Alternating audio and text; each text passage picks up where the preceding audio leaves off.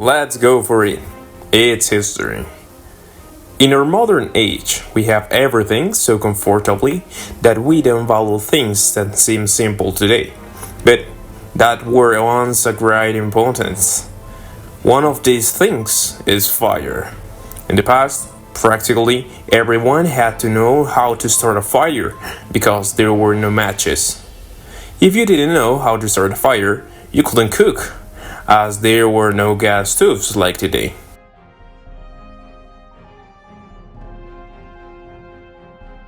Among many other everyday uses, fire also served as a measure of time.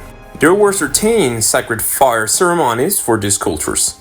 In a video I posted some time ago, I talked about the new fire that was lit every 52 years in the Valley of Mexico on the hill known now as Cerro de la Estrella, previously called Uzastecopetl. Now, I will mention the other sacred fires that existed back then.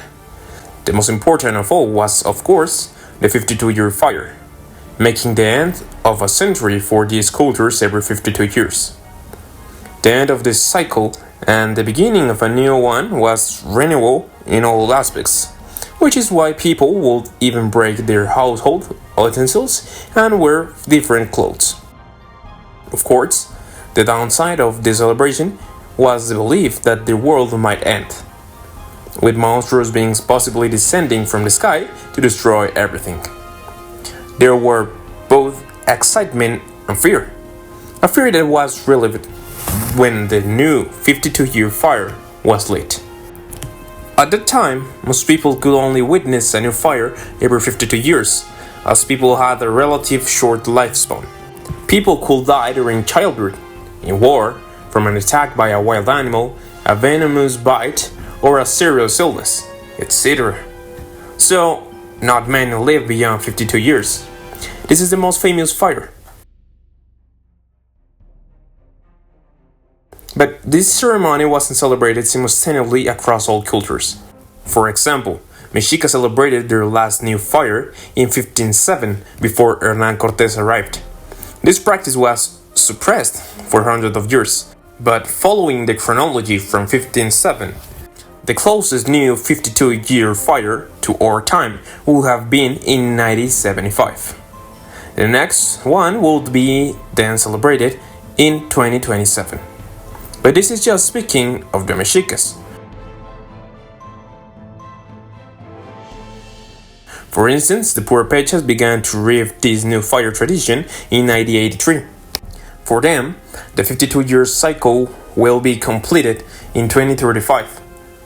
The same was true in pre-Hispanic times, all thought they start the same calendar, the 52-year fires, period according to whether they were Mayas, Mexicas, Purépechas, etc.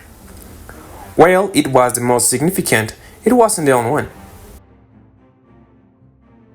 There were others at annual intervals, as well as every 4, 8, and 13 years.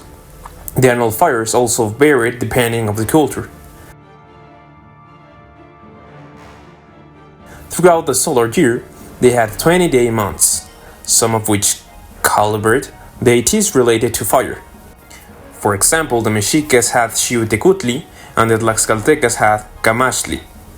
For these two deities and others, annual fires were lit during specific 20-day periods. These were fires and celebrations held each year in their respective 20-day period. This is similar to what happens today with patron saint festivals, where a saint, priest, or virgin associated with a church is celebrated annually. This was also true of the annual fires, which are once again being celebrated. For example, the Purépechas have held an annual fire since 1983 to celebrate the Purépecha New Year of February 1st and 2nd. Similarly, some Mexican identity and tradition groups have been doing the same for several years, now on the legendary Cerro de la Estrella, lighting new fires annually in November. There were also fires every 4 years, linked to the 4 directions, the 4 elements, and their calendar 4-year cycles. There were 4 signs, each representing one direction. And after completing the 4 signs, a new 4-year cycle began. The symbolism was tried to believe that it took 4 years for the dead to reach the final level of Mictlan. If we add 4 and 4, we get 8, the next sacred fire period. This 8-year period is thought to have originated from alignments with planet Venus, which was known by different names in various pre-Hispanic cultures. 13 Venusian years nearly coincided with 8 Earth years. In Rome terms, every 8 years, or 209,022 Earth days, Venus and Earth aligned in the same position in their orbits, an alignment that warranted a sacred fire.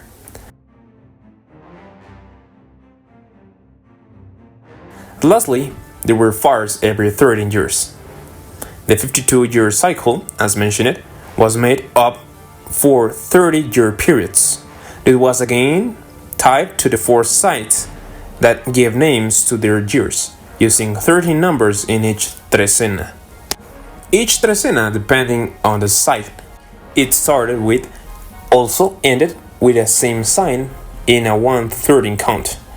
Among the Mexicas, for example, the trecenas include the years wreath, rabbit, flint, and house, with equivalents in other cultures.